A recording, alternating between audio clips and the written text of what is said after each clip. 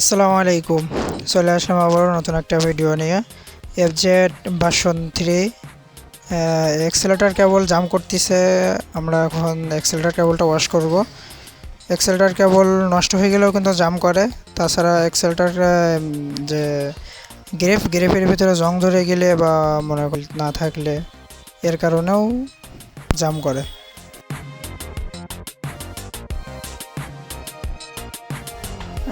এবার আমরা শেষ অবস্থা ঘষে নিব, তারপরে ভিতরে মোবিল দিব, তারপরে সেট করব।